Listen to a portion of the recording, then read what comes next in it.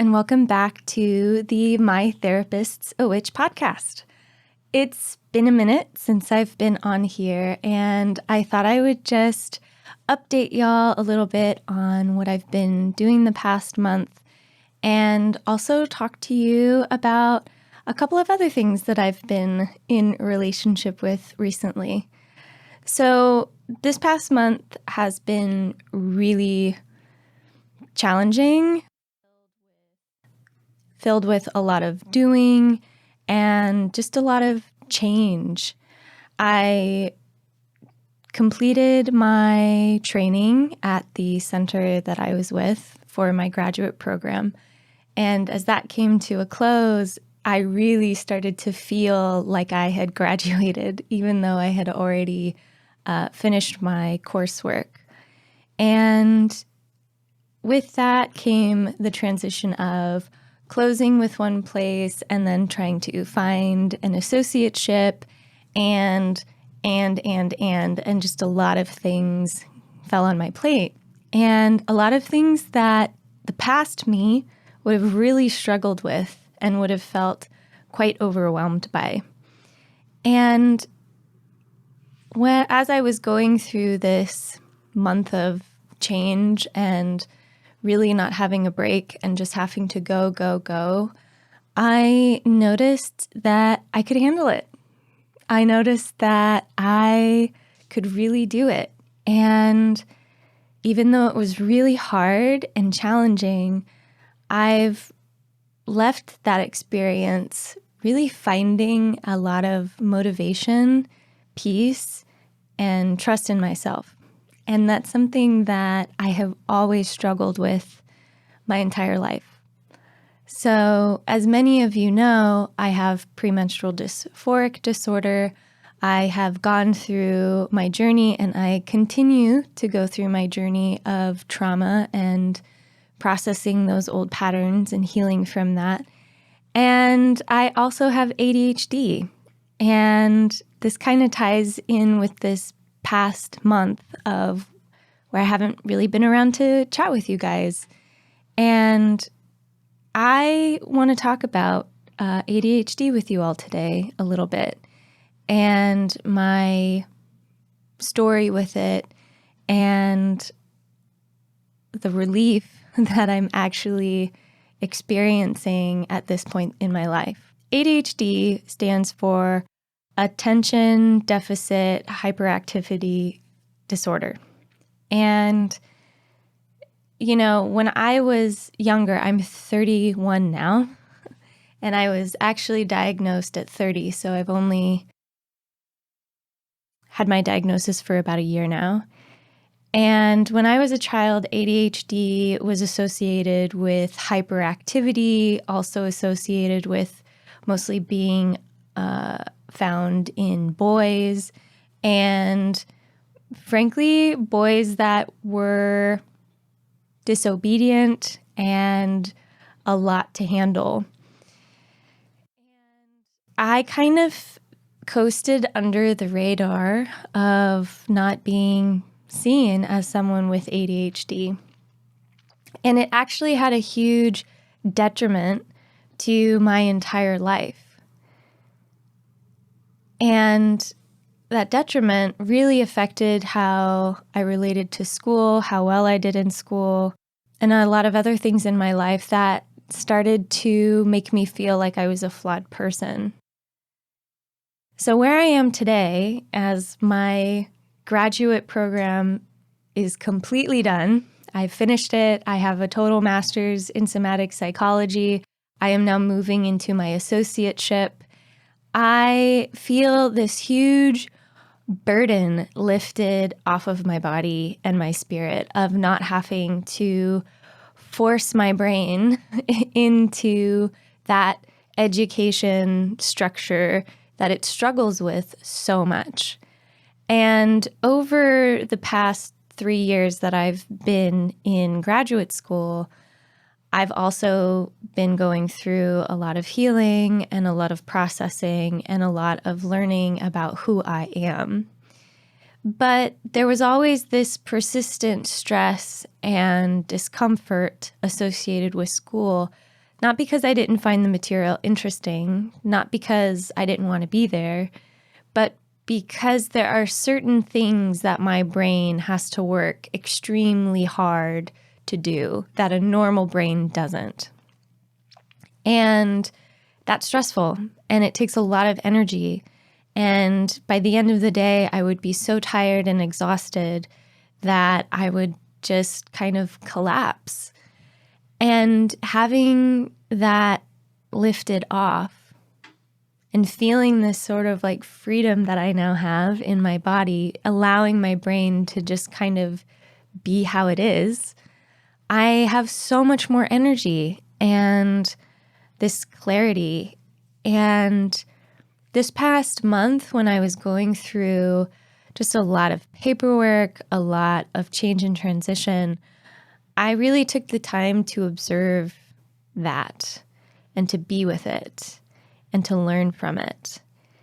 And I think in this moment of pause that I did, I really was able to reflect on how hard it was for me as a child, being still the way that I am today, but not having that diagnosis. So today, as you know, we're kind of getting our way there, I really want to focus in on how important it is for folks to receive a diagnosis if you think you have ADHD, and also the limiting beliefs and the toll that it can take on someone's psyche and sense of self and confidence going through most of your life with something that had no name, but you knew something was wrong with you. So a little bit about the little me, so to speak. So I was homeschooled up until high school. And I have these very intense memories as a child of being yelled at by my parents because I wasn't learning fast enough, or I would get so frustrated that I would just have these tantrums, and learning became associated with punishment. It became associated with just having to grit my teeth and force myself to do things. And having that extremely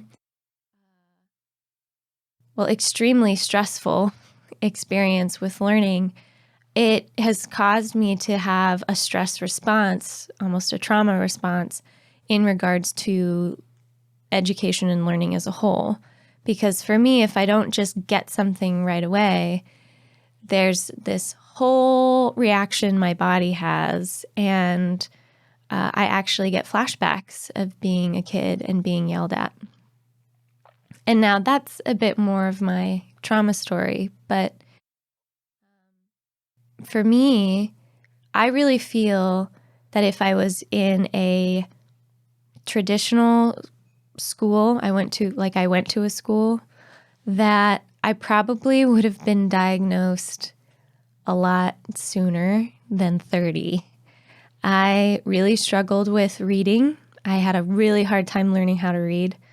I became so anxious of reading in public or reading out loud that I remember being a kid and going to church and people at church trying to quiz me because they didn't actually believe I could read.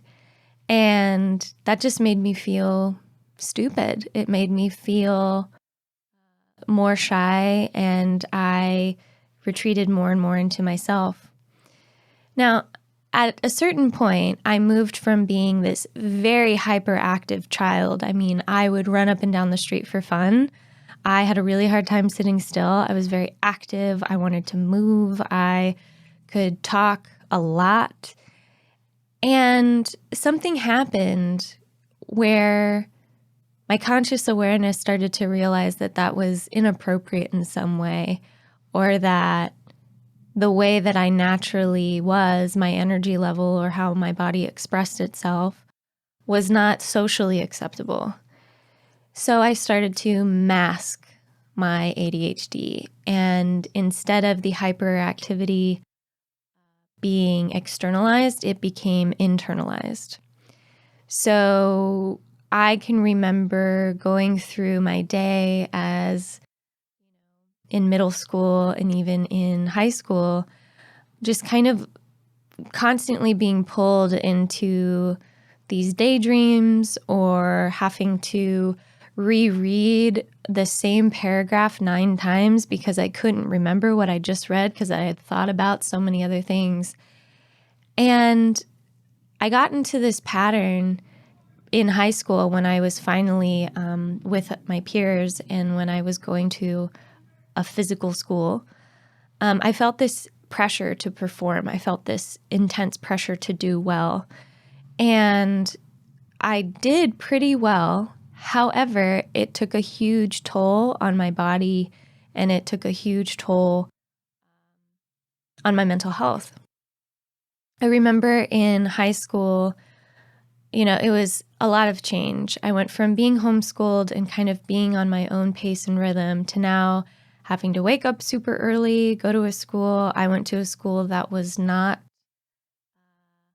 very safe. So there was a lot of physical threat everywhere. And I was also put into this accelerated doctor-nurse program, which the concept was experimental, but the idea was that folks in this program would start the process of being pre-med in high school and would take college courses alongside of it. And the pressure of that program, and also the pressure from my parents to do well, and the pressure that I put on myself to do well, became so intense that I remember one year my skin literally fell off. And what I mean by that was I had an extreme flare of seborrheic dermatitis where it was all over my face and my eyes sometimes would swell up shut. I couldn't see out of them sometimes. I mean, I looked like I had been burned. It was so bad. And it was because of stress. I was just that stressed because I was staying up until 1:32 in the morning just trying to get my homework done because it took me twice as long as somebody else did. And, I couldn't bring it in me to not complete an assignment. So I would just sacrifice my health and my well-being to try and perform at the same level of my peers. Even in high school, I could just tell that something was wrong with me. Something was different. I mean, particularly in math, I really struggled to comprehend or just to retain the information. And I kind of got to this phase where I was so stressed and just so burnt out that I didn't care. I just didn't care anymore. And I kind of put my foot down and I started moving my coursework to focusing on English and focusing on art and things that I was good at and things that made me feel good. And I think it wasn't until my junior year that I was finally allowed to take an art class because, I was supposed to be taking trigonometry and calculus and college chemistry and all of these other things. Being in that phase of my life, looking back now, was totally burnt out. I was totally burnt out and fried. And rather than people seeing that as, wow, this person is just at their capacity, I internalized that I was just lazy, that I was just a failure, that I just couldn't do the work because I guess I just didn't like it enough to push myself to that extreme. And I remember having an art class with this very beautiful and eccentric art teacher. I still remember her name. Her name was Mrs. Termier.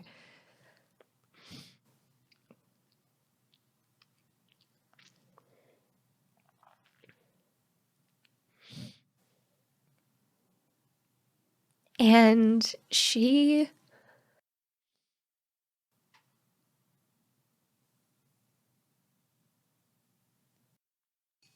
totally saved my life. I remember being in her class and doing an assignment. It was, I think, some drawing or whatever. And it was the first time that someone saw me and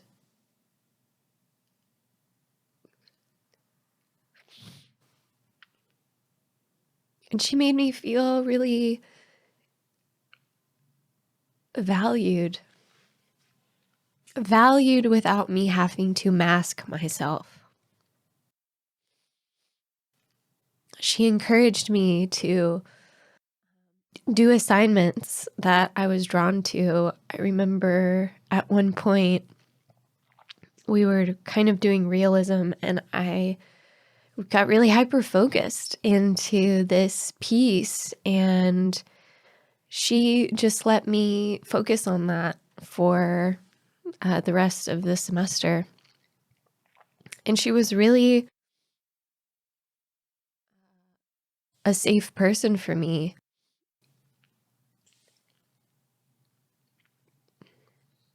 At a time when I didn't really have anyone.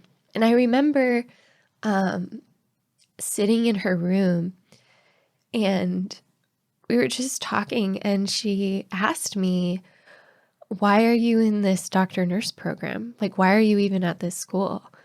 And I kind of gave the spiel that I had learned to give, which was, oh, well, you know, I want to have a good life and I want to do well. And so I want to be a dermatologist. That was my kind of spiel. And she said, no, you don't. And she asked me, like, what would I really want to do? And I said, well, I've always wanted to be an actor. And I said, but I can't do that. And she just said, well, why? And, you know, I gave the very real world explanation at the time, you know, oh, well, it's, you know, there's no livelihood in it. It's nobody gets there, blah, blah, blah. And she just said, some of the smartest people I know are actors. And she looked at me. And I remember that being the first moment where I truly felt smart. And she empowered me to stop going down the pre-med track. By the time I got into college, I refused to take any science classes that I didn't need to. I refused to even think about biology or anything, and I became a English major. And then shortly after that, I added theater. And being in theater and English, I was doing what I was good at. I could really focus, and I was a good writer, and I just had this experience of, okay, well, here are the things that I'm good at, and I know the things that I'm bad at. So I'm just going to stick with the things that I'm good with. And over the years, I did really well. I had moments of being really happy, and I had moments of success. And then after college, I kind of felt listless and I felt a little stuck. And then, as some of you who have listened to me before know, I ended up finding my way to CIS, where I got into the somatic psychology program. And I had been out of school for several years prior to my master's. And yet when I started the program, all of those feelings that I had had in that phase of my life of being the student in high school and throughout my homeschooled experience all came flooding back. And I noticed yet again, things just took me way longer to read or to get through. I had a really hard time focusing in class. Even when I was really interested in the material, it was like if my brain just didn't want to focus, it was not going to happen. But I would just force myself. I would just get so frustrated and angry, and I would just push myself and push myself and push myself. Then the pandemic happened. Everything went on online learning, and my symptoms just kind of exploded. And on top of this, I was going through a lot of highly activating life experiences. I was also starting to move into trauma work with my therapist. So there was a lot happening and a lot coming up. And for a time, I just thought, oh, I'm just a traumatized person. Like it makes sense. I grew up with my little body coping with, persistent toxic stress. So it makes sense why I have a hard time focusing. It makes sense why my brain is a little bit different than, say, compared to my partners or, say, compared to other people in my program. But as I moved deeper and deeper into trauma work, there were just certain things that no matter how deep I went, my brain just wasn't changing. Or the things that I found so anxiety provoking or stressful, just, it wasn't going away. It wasn't getting better at all. And I remember having this feeling of, what if it's ADHD? What if this whole time I've also had ADHD? So I got an assessment, and turns out I have ADHD. And at 30 years old, I remember trying ADHD medication for the first time. And oh my God, for folks who have a neurotypical brain, I had never had the experience of being able to control what I thought about.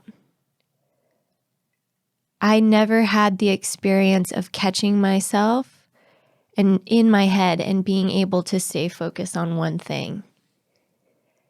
And it totally changed my life. I ended up finding a medication that best suited me. And it is sort of you take it every day and it slowly builds in your system.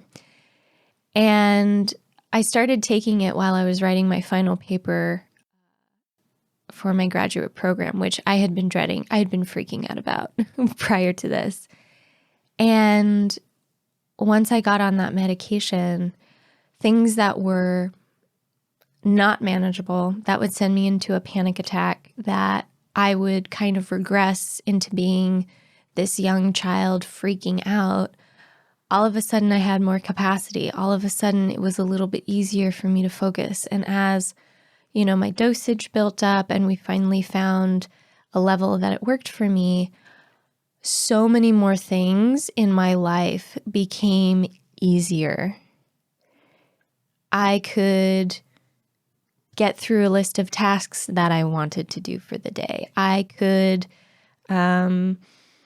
sit down and do something that would actually require me to do something that I wasn't very good at. For example, doing paperwork. And what I noticed was that prior to medication, if I had to sit down and do paperwork all day long, I literally couldn't do it because I would start to freak out. I would feel like my skin was crawling.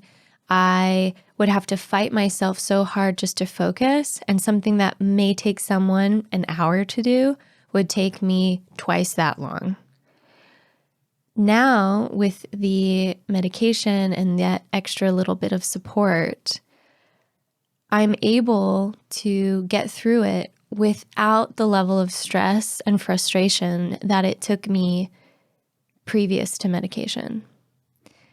And that is a huge relief. I mean, just a couple of weeks ago, I had to close a bunch of files for my previous traineeship. And it took me all day long. I'm not even joking. It took me days and days of just sitting at my computer and chugging along and getting it done and just chipping away at it a little bit at a little bit. And I noticed as I was doing that, wow, just 2 years ago, if I would have had to do this, there would be absolutely no way I could get through this. But now, look at me go. And it was this lived experience of being able to prove to the limiting beliefs that I had just taken as true in my head, that I'm lazy, I'm a failure, I can't do these things, my brain just can't, blah, blah, blah. All of a sudden, it was like that voice that would say those things, or those thoughts that would pop in my head, weren't true anymore, because here I am doing it. And there is a peace that I have after receiving this diagnosis, because now there's a simple way for me to explain to someone else how I am or why I am the way that I am. And it allows me to ask for the support that I actually need. I actually posted this on my Instagram, but it was something along the lines of like, ADHD in today's world is a disability only because of the way our society has chosen to evolve. You know, my brain and body are very much built for a more primitive style of life. Like, you want me to build a boat all day long? I got it. I can do that. You need me to go forage for berries all day long for this one specific type of berry? You betcha, I can do it. You need me to chop wood? Oh, I got it covered. But ask me to sit at a desk doing tedious, monotonous, analytical work. Oh my God. That is so hard for my brain to do, and so hard for me to get through. And as I've been in this month of complete change, of no longer being a student, that archetype can kind of take a seat for a minute, I'm starting to look at the ways in which I don't have to force myself to mask or participate in an environment that does not suit me. And I'm very privileged in that I am shaping and moving my life to be in that harmony with how my brain actually functions. But I think when we receive a diagnosis and we know that we're neurodivergent and we know, oh, I have ADHD, life can become so much easier, because then you know certain things that maybe the younger version of you really needed. Now you can offer those things back. So, for example, I remember being little. I was pretty little. And I remember my dad being mad at me, probably because I was refusing to read or I was refusing to do some type of schoolwork because it sucked and it gave me a headache and it was so frustrating and painful that I didn't want to do it. And I remember being little and just being like, well, why can't it be fun?